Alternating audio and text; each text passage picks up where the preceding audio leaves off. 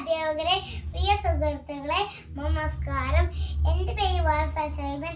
ഞാൻ 1ാം ക്ലാസ്സിലാണ് പഠിക്കുന്നത്. ഞാൻ ഇന്നിവിടെ കഥയാണ് പറയാൻ പോകുന്നത്. ആ കഥയുടെ പേരാണ് അമ്മയുടെ കുഞ്ഞുങ്ങളും.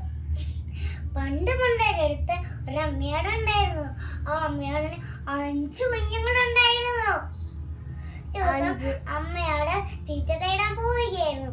നേരം കുഞ്ഞുങ്ങളോട് പറഞ്ഞു, ആര് വന്ന് വിളിച്ചാലും വാതിൽ തുറക്കല്ലേ, ഞാൻ വന്ന് വിളിച്ചാൽ മാത്രം വാതിൽ തുറന്നാൽ മതി. ഇത് കേട്ടതും കുഞ്ഞുങ്ങൾ ചോദിച്ചു, അമ്മയാണ് വിളിക്കുന്നത്, ഞങ്ങളൊക്കെ എങ്ങനെ മനസ്സിലാവും? അമ്മയുടെ മറുപടി പറഞ്ഞു, ഞാൻ വന്നിട്ട് ഒരു പാട്ട് പാടാം, ആ പാട്ട് കേട്ട് നിങ്ങൾ വാതിൽ തുറന്നാൽ മതി.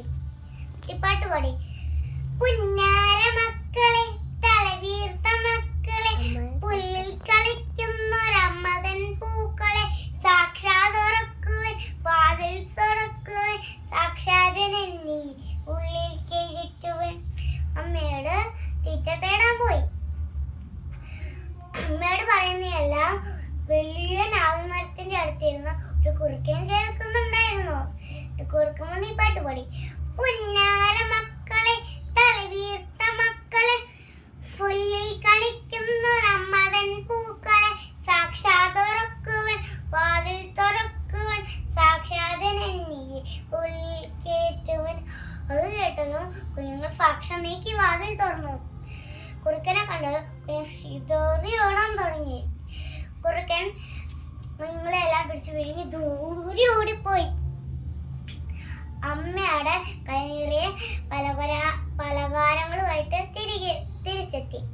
അവർ എത്തിയപ്പോൾ ഈ പാട്ട് പാടി, പുന്നാര മക്കളെ, തലവീർത്ത മക്കളെ, പുല്ലിൽ കളിക്കുന്നൊരമ്മതൻ പൂക്കളെ, സാക്ഷാത് ഉറക്കുവൻ വാതിൽ തുറക്കുവൻ, സാക്ഷാതനെ നീ ഉള്ളിൽ കയറ്റും.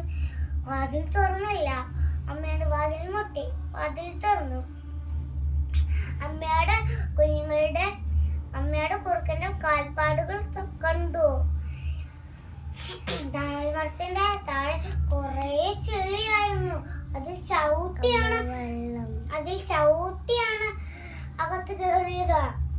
അമ്മയുടെ കുറുക്കന്റെ കാൽപ്പാടുകൾ നോക്കി കുറുക്കനേക്ക് സ്ഥലത്തെത്തി. അമ്മയുടെ കണ്ടതും കുറുക്കനെ ഓടിപ്പോയി. അമ്മയോട്